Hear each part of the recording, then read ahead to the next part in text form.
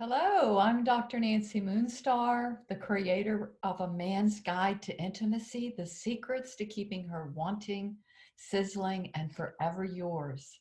We have an international motivational speaker, coach, teacher, presenter, National Hall of Fame for people with disabilities, encourager, supporter, transformational thinker, big influencer on the planet who lives without limits and gets others to do the same. And we welcome PJ Dixon, who likes to be called PJ. Hello, my beautiful friends. I'm super duper glad that you're here. And Nancy, it is 100 Dr. Moonstar, I should say. It is absolutely a pleasure and an honor to be in your presence because you have this high level of integrity, so much kindness, compassion, and love in your heart that for me, it's a pleasure for me to be in your presence and an honor to be here to support your audience and the people that are listening because we want everybody's life to be filled with juicy, delicious love, right? Yes, yes. Thank you. Thank you so much. So I'd like to start out with kind of a general statement of what you believe is the impact of a series like this or the importance as you see it to having a series on men's intimacy. So first of all, I think the value of a series is it's free information and it comes from a wide range of sources. There could be 20, 25 people on a summit Mhm. and the conversations back and forth, it's not just an interview, it's a conversation. So the information that you get between two people and from the interviewee is really going to touch you in different levels each time you listen. So I would strongly encourage you to listen to every one of the interviews and take notes as you go because what they say to you might make an impact on you differently than what the person tomorrow says to you and the person yesterday said. Not maybe not to you, but for you. And what happens is that when you look at that, now you realize that you have choices and options. And when you have choices and options, you have a freedom that's before you that your unconscious mind might not, have allowed you to realize you had before. You now have this ability to go, oh, wait, hold on. I don't have to act out of a habit anymore. I don't have to be stuck in the belief that you just have to understand this is just who I am. Mhm. No, hold on a sec. Maybe this isn't who I am. Maybe this is who I've allowed myself to become. Oh, And maybe I have a choice about who I want to become. So by listening in to all of these different interviews, mm. you are given choice, and choice means freedom. And that freedom comes from a power that you have the power to choose. So that means just listening alone will begin to give you more power than you realized you had before Hey, because you have choice. that's a great intro to the next meaty substance. Yes, I love it. Okay, so me too. So, and you embody this, Thank you. and I'm going to use a statement that might be considered incorrect, or it has an overtone that's incorrect, Let's do it. Let's do it. Let's wrestle with it. it's an essence of a man's magnetism. Yeah. So when we think of a man and the magnetism, what do you think of? And maybe what is your ideal? And I was even curious, is there a character either in a movie or a history person that represents this?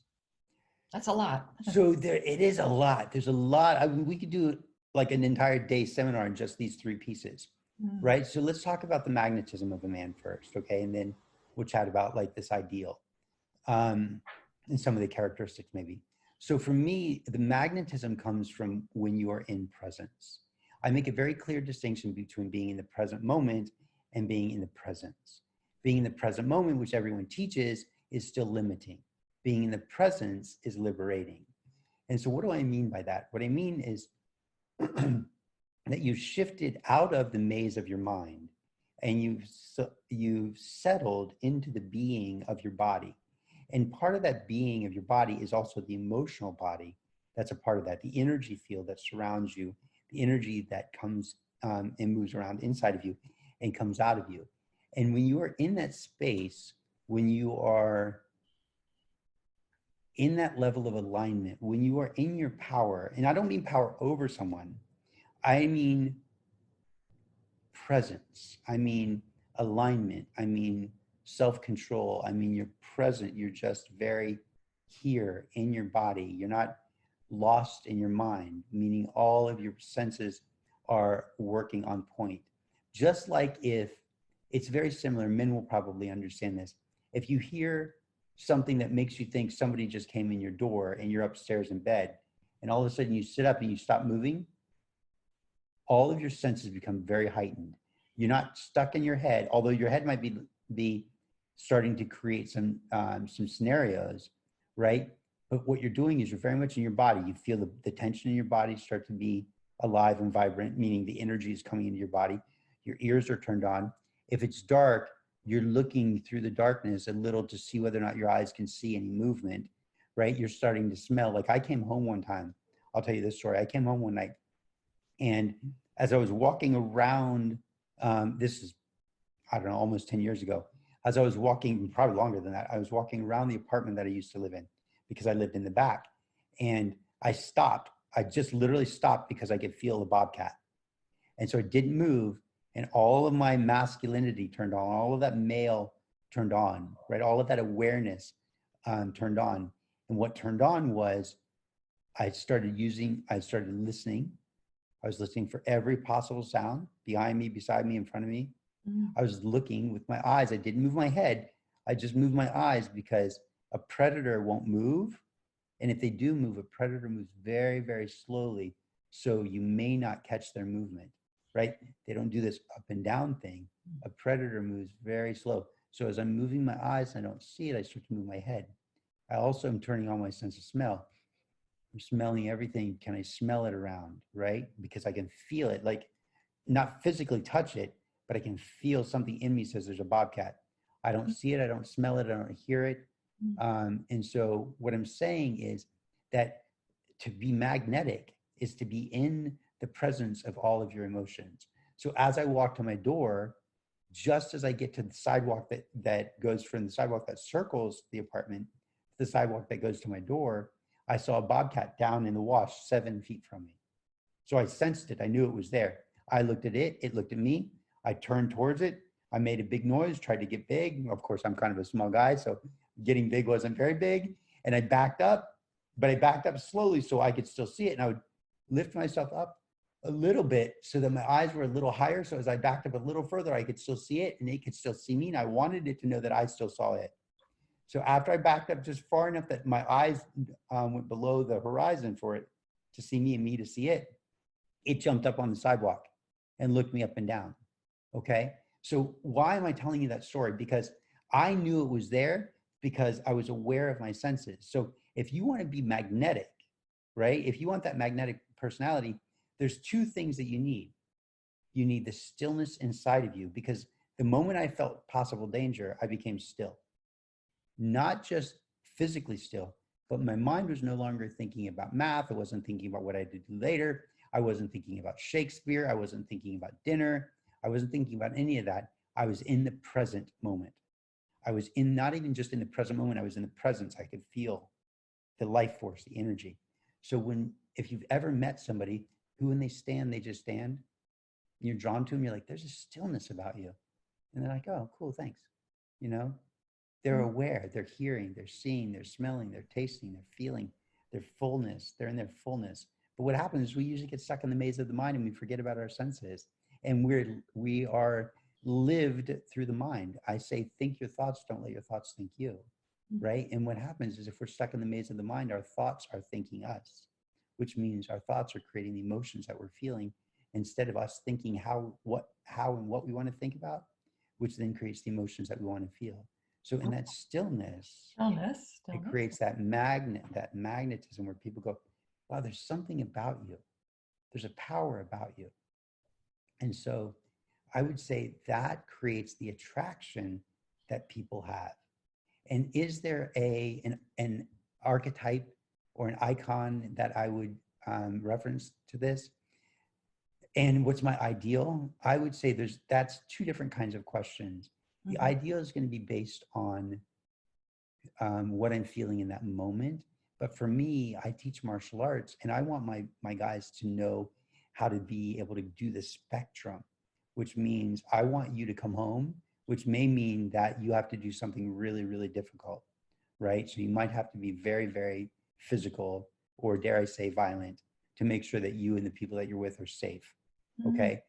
But the moment that horrible interaction is over, and violence to me is always, always, always, always the last choice. And even when you think it's, it's time, even wait just that millisecond longer, because it's always the last choice.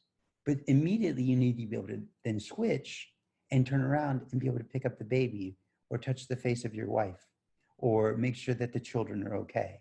You need to be able to go from one extreme to the other, snap your fingers that quickly. Why? Because that's self-control. And that's an ideal for me. I grew up, so to put it in a simple quote, I grew up with a quote that said on my wall, and I read it thousands of times, that said, there's nothing so strong as gentleness, and nothing so gentle as real strength. Nothing so strong as gentleness, and nothing so gentle as real strength. So that's my ideal.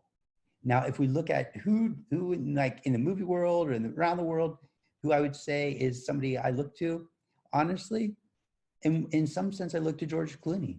Why? He's silly, he's kind, he's playful, he's energetic. You don't see him get upset. This is sort of an ideal for me of masculinity also, because I want men to be kind. I want men to be emotionally intelligent. I want men to be willing to communicate about their emotions. I want men to be open and accessible to their ladies' emotions. I want men to be able to be partners with their ladies and not use them or take them for granted. So for me, I look at George Clooney in that sense, because he's definitely a man. He's definitely a man's man, but he's not arrogant. He's not cocky. He's not powerful over anybody, but he also is confident enough to make his own decisions and not be negative influenced by anybody else. And then he's playful and silly and loving. And, there's that sort of romantic side. At least this is what we see in the movies. In every interview that I've ever seen, he seems to be pretty consistent all the way through. Okay. So I'm going to ask you about another movie. Yes. You remember the movie The Scent of a Woman? Oh, there's nothing more sensual than being able to smell a woman after she's already walked away. Yes, please ask the question while I just revel in this. I guess the question is, so I want our guy listeners to understand the importance of this magnetic quality of a guy is really the place to center around. And how does he now? You don't need to answer all this, but I'm working on really getting guys to understand this. Now, you mentioned like a quality like confidence in George Clooney, but you have this big idea of presencing, and really being more than just present, but in the moment and mindful, and it's a bunch of things at once. So, how important is it to be a man magnet, to really draw your woman? The woman of you choose your desires, your what you so want. How important is this, and where does this rest within a guy? It rests in the stillness of his mind, and the stillness in his body, and the awareness and the presence of his body, and the regulation of his emotions. And when he is present and he's drinking in her beauty, whether it's through his eyes or his nose, or his tongue or his fingertips, right? Or any other part of him, there's an appreciation within inside of him. And then the appreciation spills out, and she can feel that he's appreciating. And when she feels appreciated, she's drawn to him, because he creates a space that says, you matter. And she wants to be in that space of mattering. She wants to be seen. And so what if a guy comes back with, well, I can't seem to get her attention. I can't seem to get her to come, and so I can lavish her with attention. That is his fault, not hers. Okay. And here's why. Because very likely he doesn't have the confidence. He doesn't know how to talk to women. He's not comfortable in who he is. He's trying to get from her. He's trying to take from her. He's trying to take her attention instead of giving her attention. And there's a particular way of giving attention, which is, there's a number of ways of giving attention. One way will put you in the friend zone. The contrast to that will put you in the creepy zone, right? And the other will put you in this space where she knows that you are playful and fun and safe and interested in her. And so it's very, very important that you demonstrate interest. And so some of the things that you can do are simply by engaging her in conversation. If you look at a conversation and we break it down by 4 parts, the first 3 parts need to be interest in her, asking questions about her, responding to the things she's saying, asking another question maybe, and then responding with something that is similar to you or are similar in you or experiences you've had. So now you're contributing a little to the conversation, and then she'll respond, and then you ask her questions again. So if we break down a conversation by I mean, 4, slow us down. So responding with similar and similar kind, give a little bit more on. Sure. Okay, so let's say that I am talking to a woman about traveling, right? And I'm like, so do you like to travel? You know, personally, and I might have to, just to get the conversation going, right? I might sit down and say, and sit down, that's funny because I'm in a wheelchair. I might sit down and say, hey, do you like to travel? And she, you know, if I haven't said anything to her yet at this point, she might be like, is this a pickup line? Right? And I can just smile and say, actually, I really love to travel. And I love to talk to people about travel. And you seem like you've probably been out of the country a little bit. And if she's like, oh yeah, I have, I've been to Spain or wherever. I'm like, really, that's really cool. Now I'll ask her or engage in conversations 3 pieces, 3 times with her about Spain, about her experiences there. I'll ask her questions. And then if she says something in there that on the 4th time I engage with her, I might say, you know, I haven't been to Spain, but in France, I experienced some of the same things. I remember doing A, B, and C, and D. Have you been to France? Now I turned it around. I contributed and I turned it around and I initiated the 1, 2, 3 again by saying, have you been to France? Or have you ever experienced that? Now she wants to respond because I'm interested in her, right? So if we break it down into those 3 parts, 3 times I ask questions or I respond to what she said. Wow, that's really cool. Tell me more. Wait. Let me ask you that again. Let me see if I understand. So you're saying it was like this? Yeah. It was like that. Wow, that's really cool. Like, why do they do that? Right? And so now I'm searching inside of her brain. I'm pulling out her brain. I'm saying, you're smart. You tell me something. You teach me something. So now she's engaged, and then I can respond again with some contribution. Does that make sense? That makes a lot of sense. But look, here's the thing. I can't do it from a creepy place. I have to do it from like, I sat down like I own this chair, right? You can see how my... Tell us about that, because I want to build a picture for men to understand how they can be a magnet. And you're getting at it, yes. So can you see how I'm sitting right now with my arms out? Men take up space. Men control space. Now there's a difference between a boy and a man, okay? And I even take the next step between an adult male and a man, and even between a man and a gentleman. And I look at George Clooney as a gentleman, okay?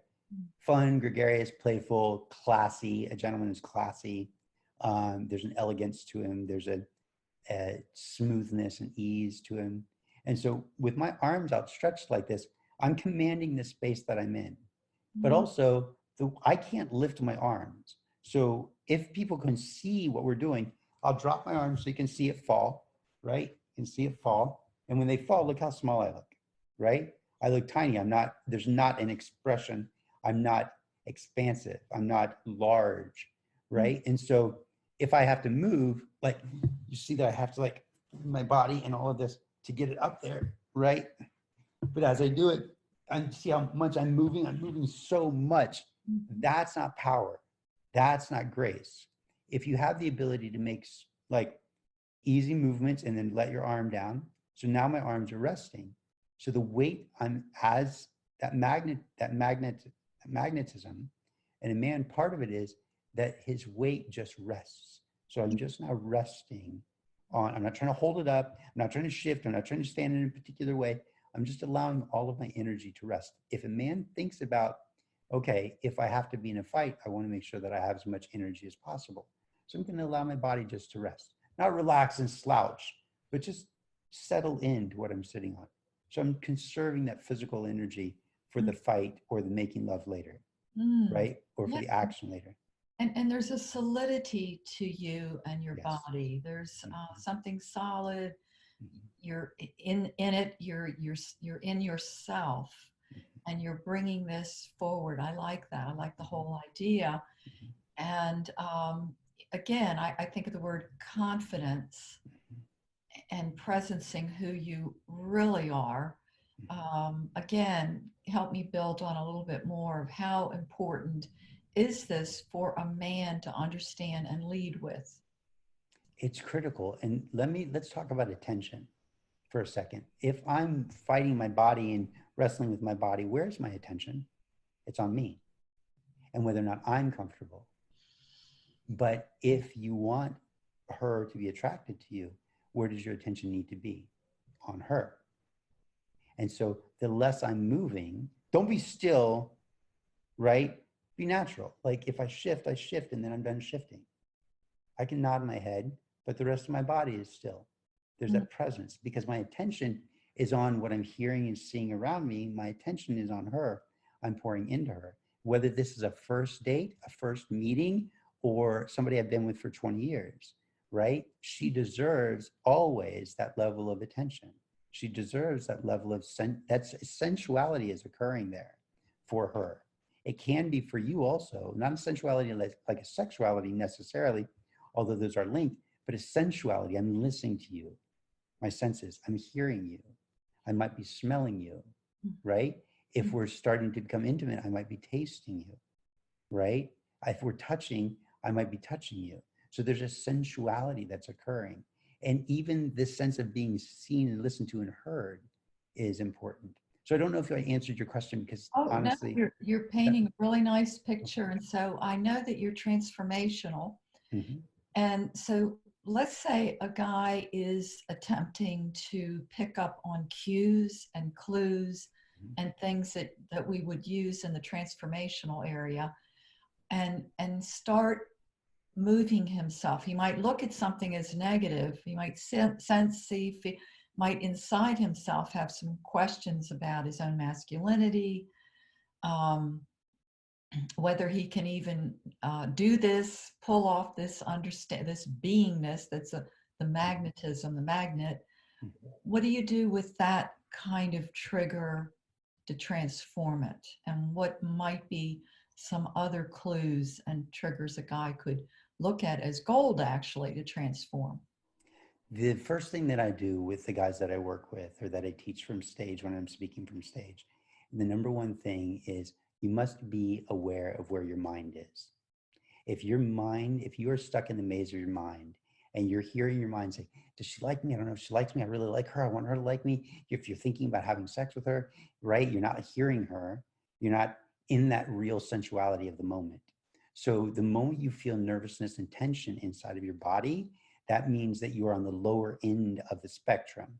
The more high energy you are, the more vibrant, the more filled with energy, and the more like gregarious you are, that energy flows out of you. She can feel that, right? But if I'm sort of inside of my head and I'm thinking like, I don't know, does she like me? Like, I mean, I kind of like her, and I don't know, are we gonna, like, are we gonna do this? What's gonna happen?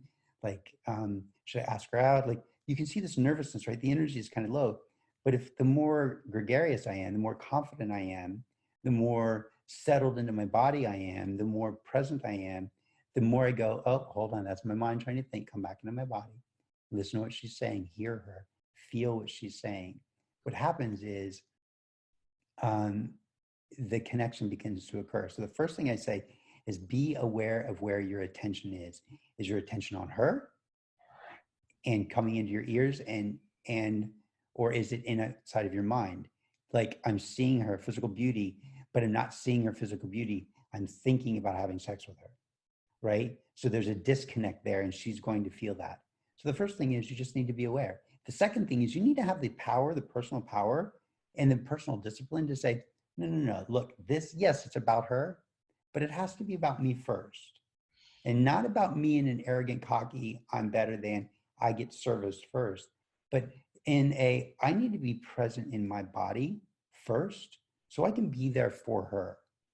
Even if this goes nowhere, I have to be present in my body. So number one, I have to be aware of what my mind is doing. Number two, I have to direct my attention and my awareness into the presence of my body and let it be. Am I physically comfortable? No. Shift. The moment you shift, get into a comfortable position, sit there for a minute until you need to shift again. When you shift again, shift and be done with it. And then know, yes, I'm comfortable in my body. Then pour the rest of the attention back into her. So it's really only 3 steps. It's 1, awareness of your mind. 2, placing your mind in your body to make sure you're actually present. 3, attending to her. And in there, right, adjusting your body is just simply, am I physically comfortable? If not, shift so you are. Make it a subtle shift, a quick shift. Do it, be done with it, and then be present. Leave your body, feel your body, but leave the weight of your body here and put your mind and your attention into her. So, Okay, thank you. Very nicely said. thank you. Where do affirmations fit in here, or putting thoughts into an affirming statement? See, here's the problem with affirmations is what's happening again is you're back in your mind. So that's dangerous. Look, I love affirmations. I love positive thinking. I love all of that. But what am I going to be doing? Even if I'm getting ready for her, I'm getting dressed and I'm like, okay, I'm going to be cool. I'm going to be nice. I'm going to be kind. I'm going to be gentle. I'm going to be interested. I'm going to be interesting. I'm going to do all these things. That's great. But where is my energy? It's a little bit frenetic inside of my head, right? But what happens if I go, okay, I'm getting dressed. Hold on. I'm being a little frenetic. I'm being a little nervous. If I'm a little nervous, it can be considered cute sometimes, but it can also create a disconnect. And you can also feel like you're not being the man that you want to be. And you can very quickly friend zone yourself. If that's not what you want to do, you want to be careful not to get in your head. So you want to be in your body. The more you're in your body, she's going to feel that because she's in her body. So instead of thinking about the positive affirmations, just still your mind. Okay, hold on. I'm nervous. Let me just breathe for a little bit. Let me come back into my body. Can I feel the weight of my body? I can. And as I begin to feel the weight of my body, can I feel my heart? Can I feel my emotions? Can I feel the kindness inside of me? When I breathe in kindness. When I exhale, like I can even teach you a masculinity meditation if you'd like. Breathe in through my heart, breathe out again, okay, cool. Like I'm out of my head.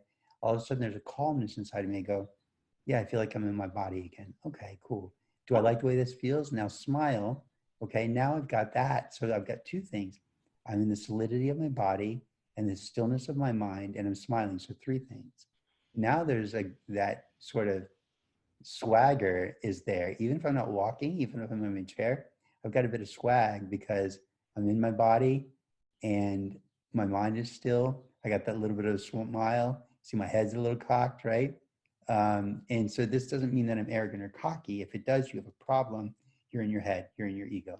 Come back into your body, come back into your heart, smile a little, and be playful. You can feel that playfulness because your mind is still. Your mind will not save you here. The affirmations could potentially actually work against you. Nice, very nice. And I may not be 100% right, but in the perspective that I'm coming from right now, I think it runs a risk. Use the affirmations when you don't have a date, right? Use the affirmations between dates. Use the affirmations while you're driving to and from work. Use the affirmations while you're home by yourself, right? But if you're getting ready to go out for her, be getting ready for her. So if I've been married, I'm a man, I've been married 10 or 20 years, get myself ready for her and pay attention to what's going on in my body. And so is it also helpful because, once you're with a woman for many years, you can feel her, you can sense her. Yeah. So talk a little bit about that and the power of that. Sadly, I think that if a man is with a woman for a long time, he begins to take her for granted. And when he begins to take her for granted, he might sense her, but he might not pay attention to it. So what we would ideally like is the longer a man is with her, the more he senses her and the more he cares about those subtle movements. I want him to know that she's shifting before she knows she's shifting. And what do you mean by that? So women's emotions are up and down, they're in and out, they experience the world, they're drawn through life. Men push through and create, and masculinity, let me refine that. Masculinity pushes through and creates and and drives and shapes and molds and right. But femininity is drawn through life, it's pulled through life. And so if he is attentive and aware, he can see that maybe she's getting a little frustrated. He can see that he's aware of what her monthly cycle is. He knows not to take any of that personally. So for me, a man who is sensitive to his woman will start to be aware of what is it that she needs, because she may not know what she needs. So if I'm a good man, I'll go, I know that when she's on her cycle, she really likes to eat chocolate. And so without saying anything, I might say, hey, babe, I brought some chocolate home. It's in the refrigerator. Do you want me to bring you a piece? You know, and not say anything about her cycle. She might be like, oh my God, that's amazing. That's exactly what I need right now. And just kiss her on the cheek or the head and say, hey, it's good to see you, you know, and just leave it at that. You don't have to address the emotion. You just see what she needs. There's a saying that I love. His love roared louder than her demons. His love roared louder than her demons. Wow. If a man is in his stillness, then he can receive the waves of chaos and emotion that she's going through.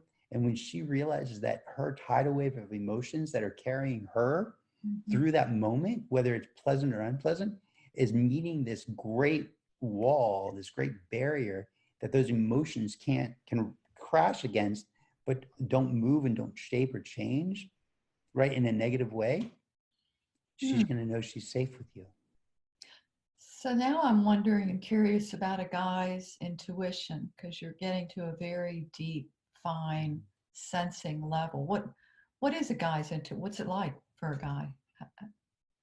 If he's in stillness, he's connected to the universe and the movements of everyone anyway.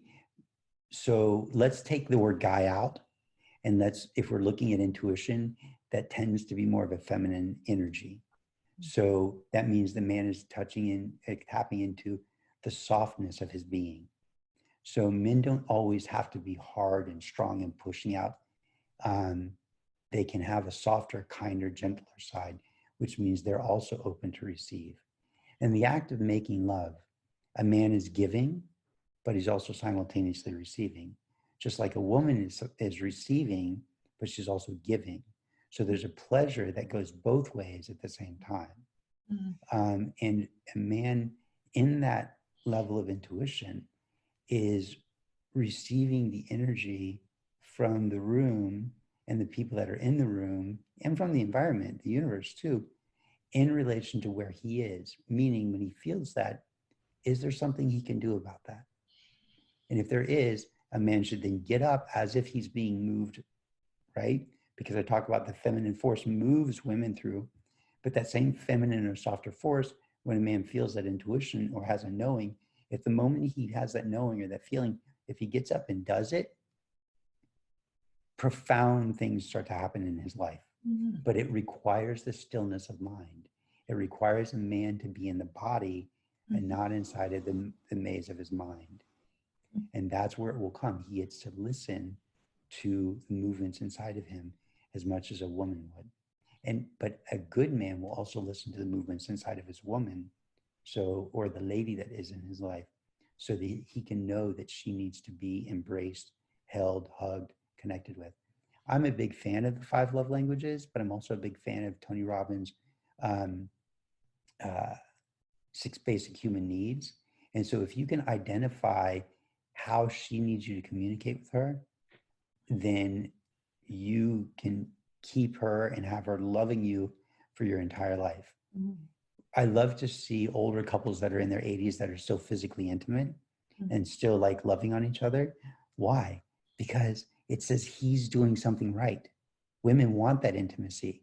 Men often feel like, yeah, what's that one food that destroys sex? And men are like, I don't know, what is it? And another man goes, wedding cake. No, it's your arrogance that destroys the intimacy. The more open and kind you become, the better that relationship will be. I'm working with a guy right now. I'll tell you this just real quick.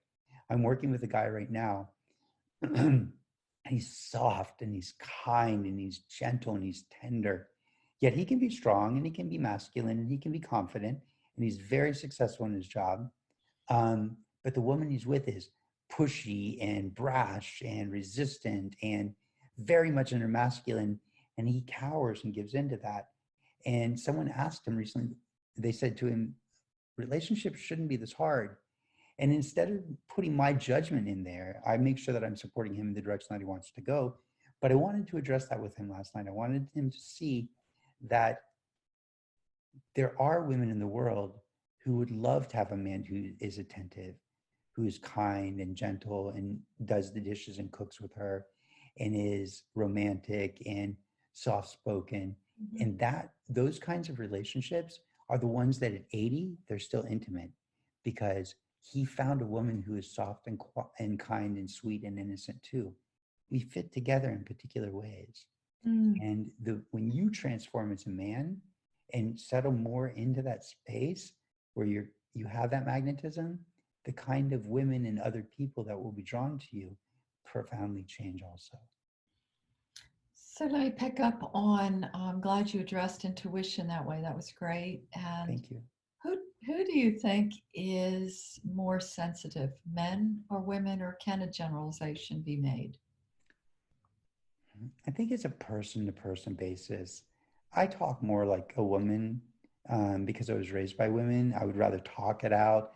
I'd rather face you when we talk. I'd rather express and talk about my emotions. And then when I'm with a bunch of guys and they're like talking guy stuff, I don't resonate with that very well, because there's sort of that machismo, like arrogant. That's not the kind of men that I want to be with. I want to be with good, kind men who can talk about deep things. So I don't know that we can generalize that. I think that, or make it specific, I think it's more identified by the individual person, right? It goes back to the softness of your own heart. Are you in your head and lost and confused? Mm-hmm. Or are you in your body and touching your heart? Are you touching your emotions? Are you emotionally intelligent? Let me say this real quick, because this might actually add to it a little. I had a client that I was working with. And when I said to him, buddy, when you talk with your girlfriend, you say, I think, and I looked at that and I studied that and I considered that. She doesn't understand that language at all. When she talks, she says, I felt this, and like it just resonated with me and it connected with my being. And he's like, yeah, I don't understand that. I don't know what she means. I don't speak that language. I said, well, do you know what an emotion is? And he's like, you mean like sad or mad or glad? And I was like, yeah, but I mean, like, what is an emotion? Where, like, for example, where do you feel this emotion? And he said, I don't know what you mean. And I said, here's the problem. You're in your head, you're not in your body. So I said, an emotion, I helped him to understand and to find and to realize an emotional person, somebody who communicates from emotions, is someone who identifies a physical sensation in their body and names it. Mm-hmm. Sadness, fear, worry, elation, joy, excitement, enthusiasm, arousal, right? They go, oh, that feeling here and here and the way it meets and flows together, that's arousal. Oh, I like that feeling. Okay, right? But people that are stuck in their head, they don't have that emotional intelligence because they don't have the feeling in their body that they've named. So I helped him to name some feelings in the course of a 45-minute to an hour-long conversation. His level of emotional intelligence skyrocketed. And he called me the next week. He's like, dude, you wouldn't believe, like, I did what you said. I made that list of those emotions. I started to feel them in my body. And wow, like, I feel like I can understand and communicate with her so much better. Great. Mm-hmm. Oh, that's beautiful. I love, my heart just sings hearing about a guy who's really moved into a new realm with that. That's beautiful. But it's because he didn't speak that language. He didn't understand what an emotion really was. It's simply the feeling and sensation, the awareness of their body, right? The subtle awareness of the energies in their body and how they flow, get stuck or move or inflame or soften, and then naming it, not just randomly, but going, this I think is this emotion. Oh, okay, let's call it that until you know something different. Hmm. It's intimacy. It's intimacy. Yeah, Yeah.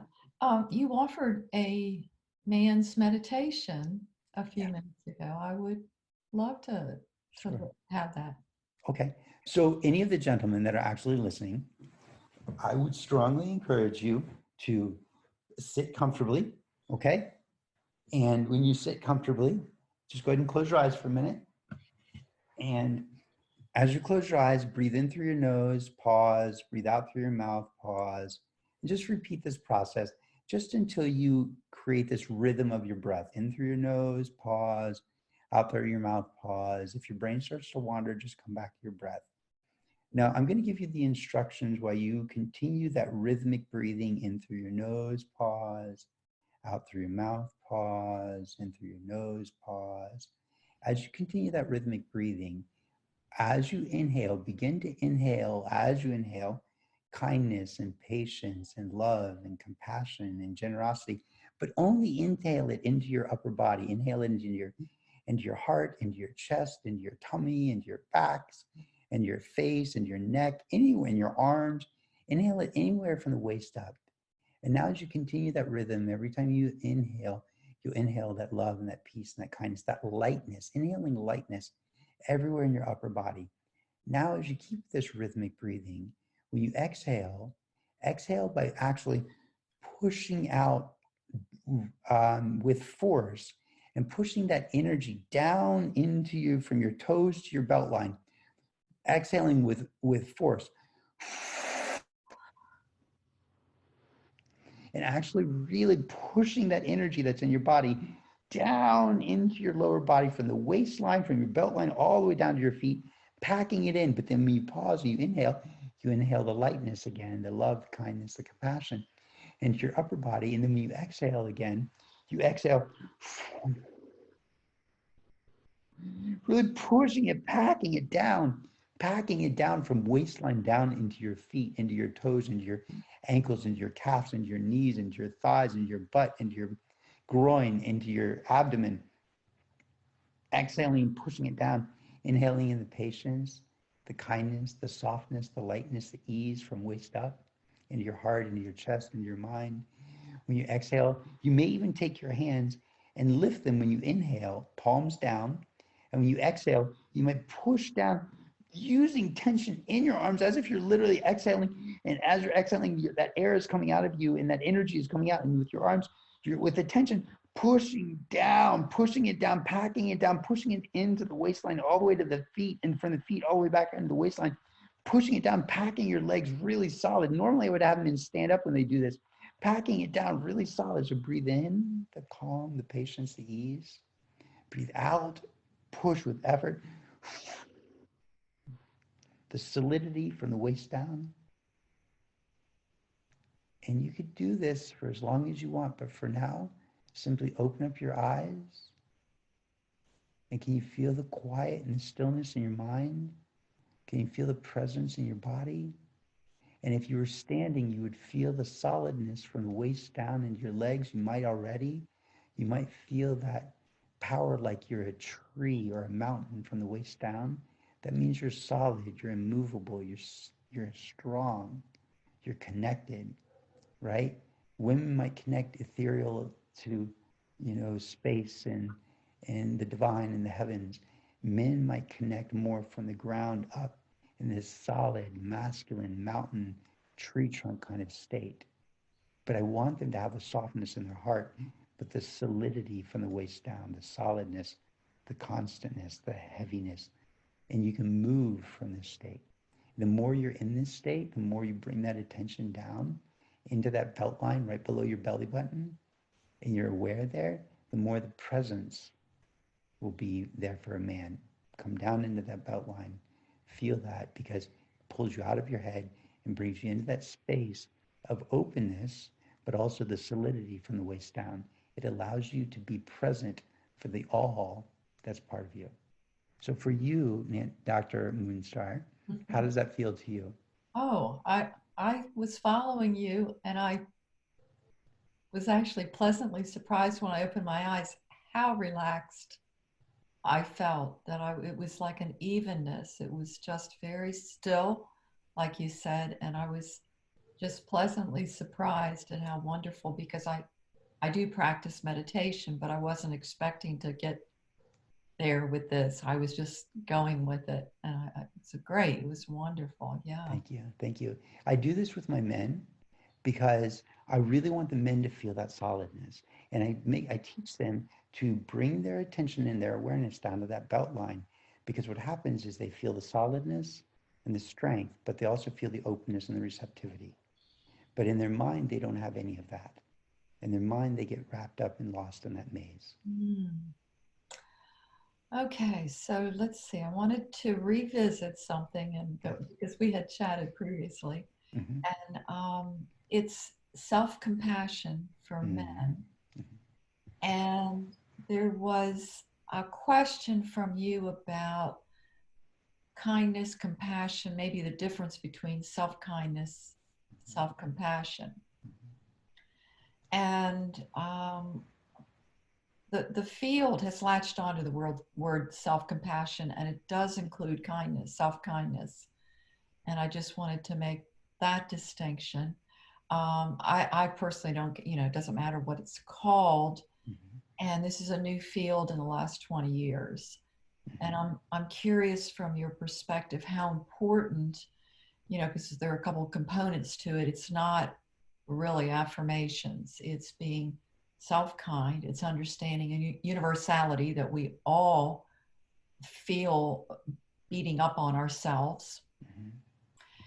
And mindfulness, I get triggered when I want to get ready for sex, and I think she's going to want it.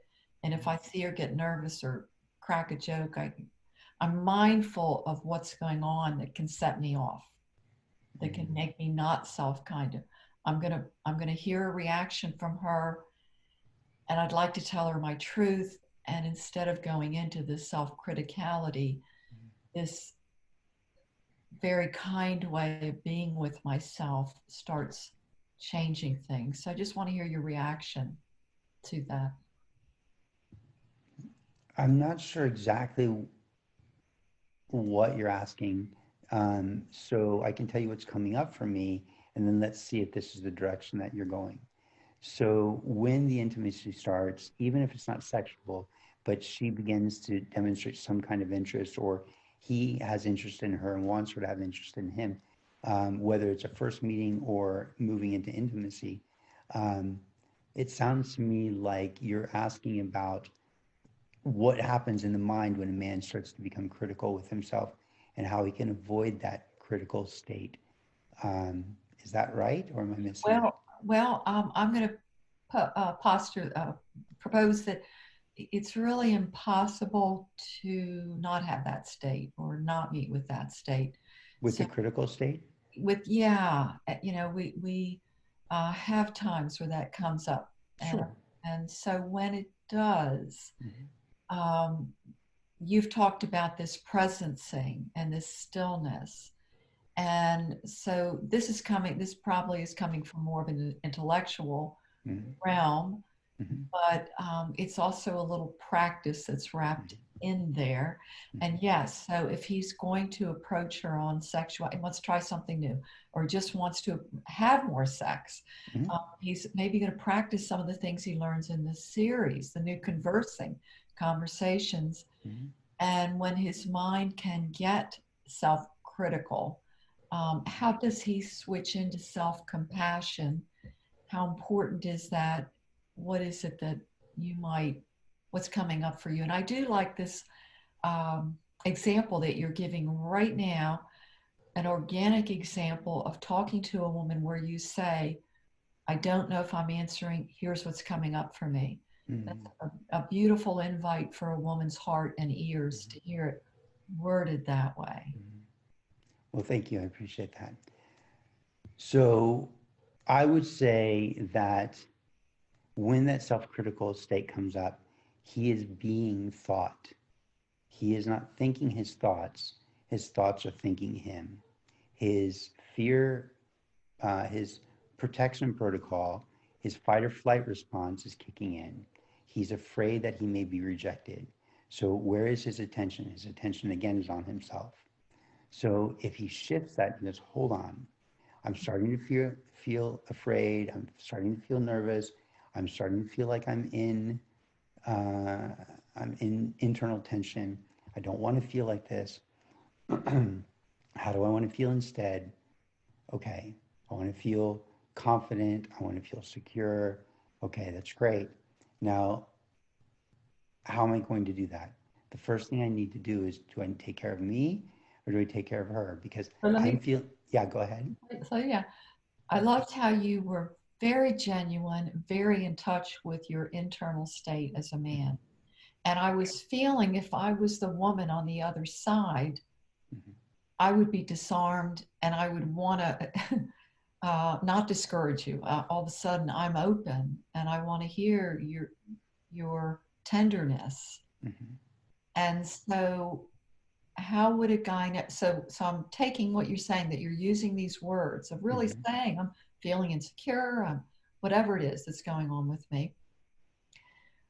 When does he know? How does he know to maybe stop talking or sharing that and then get her now to join him? So remember, less is more for a man. Um, in many cases, when he's having a conversation with his lady, a little bit more is more. So in this case, um, he needs to address and say what he's feeling. And then just right when you asked your question, I was getting ready to shift. And so the shift then becomes, so I've shared how I'm feeling, but there's one more component to how I'm feeling, that nervousness, that fear, that worry, that sense of insecurity. And that shift is, but I really like you. Like, I really want you to feel pleasure. I really want you to enjoy this experience. I really want to make sure that I'm contributing to your sense of intimacy and our connection together. And so notice how I went from me to her to Mhm. us to our. So I'm pulling her in, but I don't want it to be manipulative ever. It has to be authentic. Let me give you a real classic example for some men that is one of their biggest fears, which I'm sure you've addressed with some men in your practice. The idea of premature ejaculation. Such a horrible experience for a man to have to talk about, right? It's embarrassing and he doesn't know how to talk about it.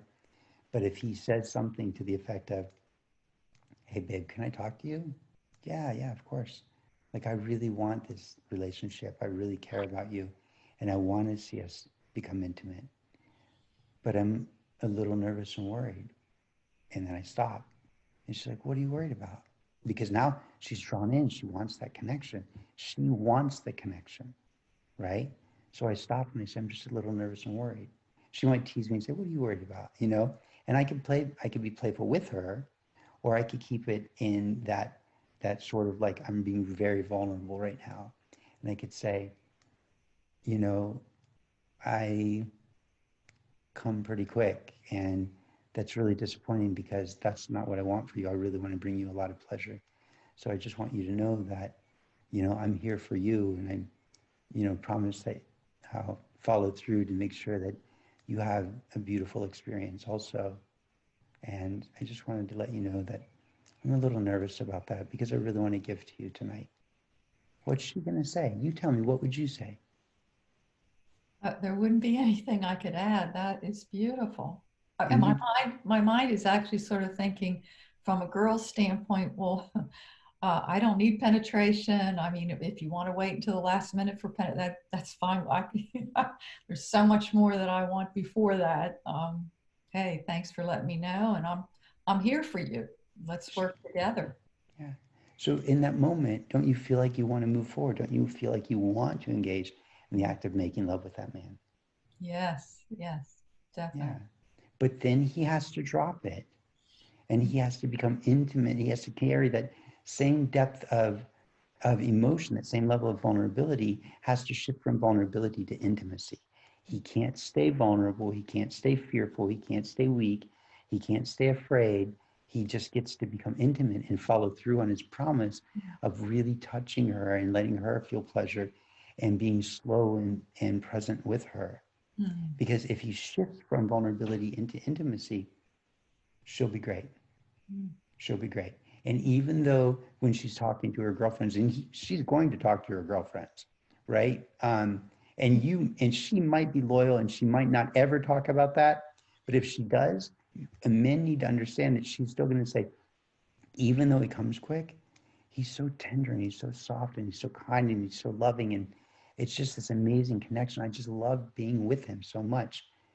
That's what she wants. Yes, it's great to have an orgasm, right? But we can give her that pleasure in different ways.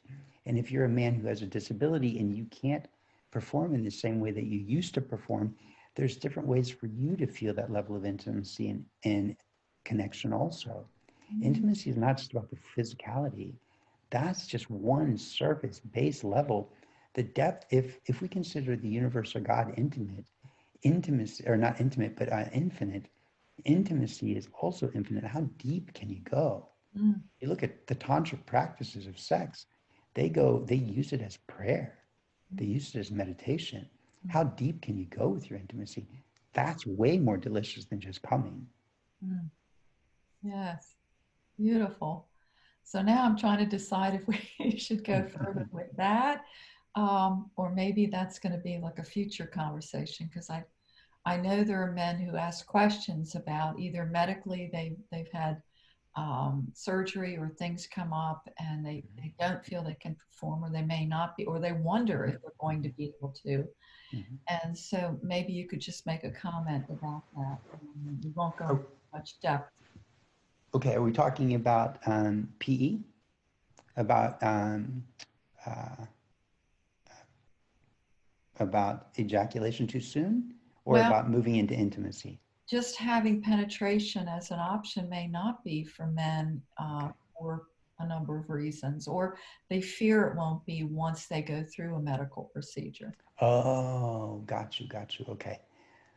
Let me be quiet for a minute and let me let it come through me instead of from me. A man gets to shift, a man, hear those words. In fact, even more specifically, a real man, a gentleman, gets to shift his focus from fear of what he can't do into, through, let me say this, through the sadness and the disappointment and the sense of emasculation, back into his attention on nurturing and providing pleasure for her, and realizing that there's a level of intimacy that goes deeper than just the physicality.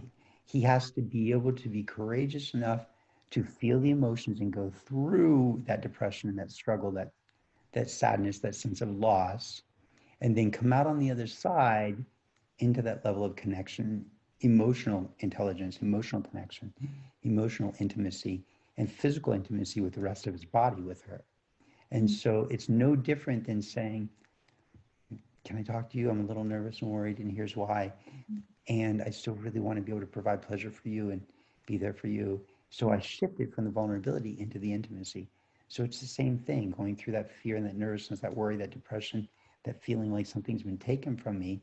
Feel that, but then realize that if you do that, where's all of your attention? 100% on you. I guarantee the relationship will fall apart. But the problem is that if you get trapped, a man, I'm talking to the men, if you get trapped in your head, that maze inside of your mind of I'm not a man, I'm not good enough, I'm never going to be able to satisfy her anymore, you're going to get wrapped up in there. I'm going to lose her. Yeah, you're definitely going to lose her. You're not going to lose her because you can't perform because your penis doesn't work anymore. That's not, or because your penis never worked or whatever, or it doesn't work the way you want it to work, or isn't the size you want it to be, right? Yes, penetration is wonderful, but it's not the be all end all. That level of emotional connection is even more. And so if you get stuck in that space, you will 100% lose her. But if you really truly love and care about her, you really truly want that connection and that relationship, then you get to find a way to let go of that and shift, release that, and realize that she's still open and receptive to you, and you need to go to her and you get to be with her. And if you don't realize that and you stay stuck here thinking about yourself, then you've missed everything that Dr. Moonstar and I have talked about today. Mm. Wow.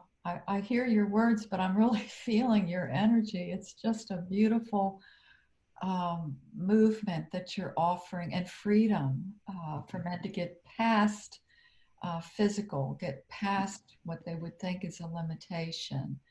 And it makes perfect sense to come back to his woman and focusing. Yeah. Remember, okay, that poem or that quote, there's nothing so strong as gentleness and nothing so gentle as real strength. Mm. I can't lift my arms, but I make an effort to be in my power, the power that I have. Mm. And if a man is now impotent for whatever reason, what are his other strengths, right? A man will struggle. He'll just struggle like he's drowning if he doesn't feel like he's got his masculine power. The masculine power sometimes is wrapped up in his sexuality, and sometimes it's just connected to. Let's make a very good point that it's smarter to only allow the masculinity to be connected to the working penis, but not controlled by that. Let's make sure that we understand that that masculinity is intimately tied to our ability to be emotionally connected, right? Can I be in my power? And that power can be emotionally connecting with my wife, my lovely, my lady. And give me a sec. I'm going to be quiet again because I want to say it. I want it to be said correctly. If I pour all of my attention into my now non-working penis, then it's as if that penis is a black hole and sucking in all of my masculine power, and all of it is leaving me and pouring out of me, and I'd be smarter to wear a diaper to catch some of it. And so instead, realize, okay, that's not working, but what does work? My arms work, my heart works, my mind works, right? I can still walk, I can still dance with her, I can still hug her, I can still embrace her. When you start to shift your focus from what you no longer have into, okay, well, what do I still have? That masculinity and that power comes back. A year ago, I lost my physical strength.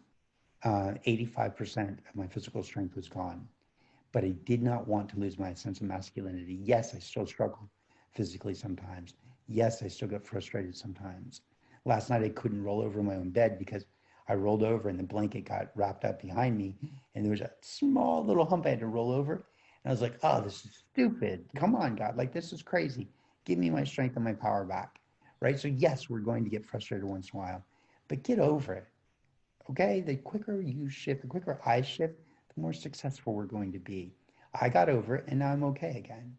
Was I frustrated in the moment? Of course I was, because I didn't feel like a man. I didn't feel like a human being. I didn't feel like I could do this on my own. How much worse can this get? This is crazy.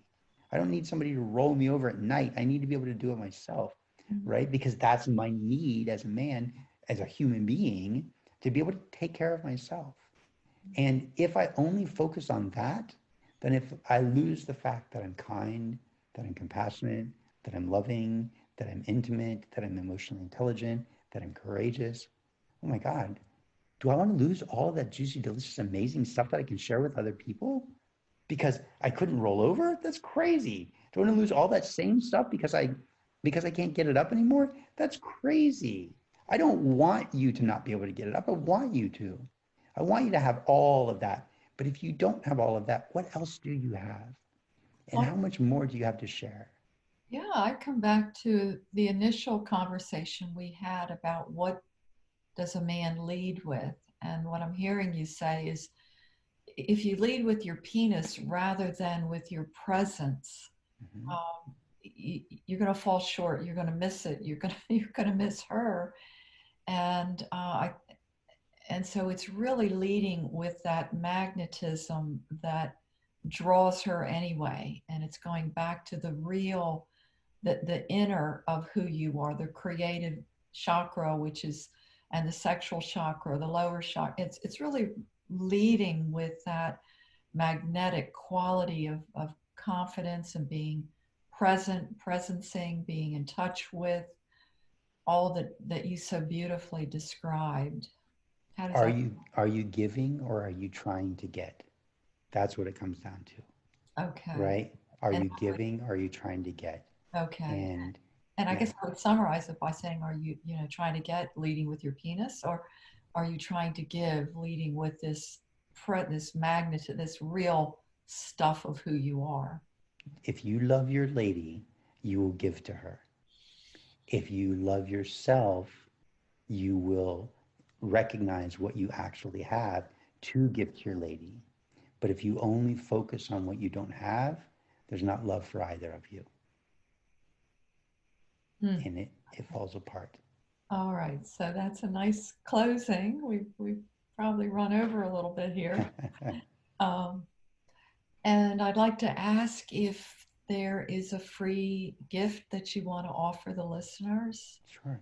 Absolutely. If any of the guys are like, dude, I just want to talk to somebody. Like, I just want to like, PJ, what you said resonated. Like, can I talk to you a little bit more about this? Like, I need to know more. Just sign up for a one-on-one with me. Dr. Moonstar has my link. It's a link to my calendar. Sign up for a free 20-minute call with me, and let's chat about where you are and see what's going on. And I'd love, if that's something that's interesting, then we can talk about moving forward with connecting beyond that. But for now, let's just help you out. Like, if you got a question and you want to talk to me about it, because in some way maybe you're like, oh, I'm sort of like him. Like, I want to talk to him about my problem. Okay, let's do it. Let's jump on a call, man to man, mano to mano. Very, very generous, very generous. Thank you. Oh, DJ, thank you. It's been great chatting. Thanks. Thank you for all that you give and you continue to give and provide. Um, I love you, love the audience, and I'll close for now. All right. Well, Dr. Moonstar, I love you too. You are truly, truly a beautiful woman.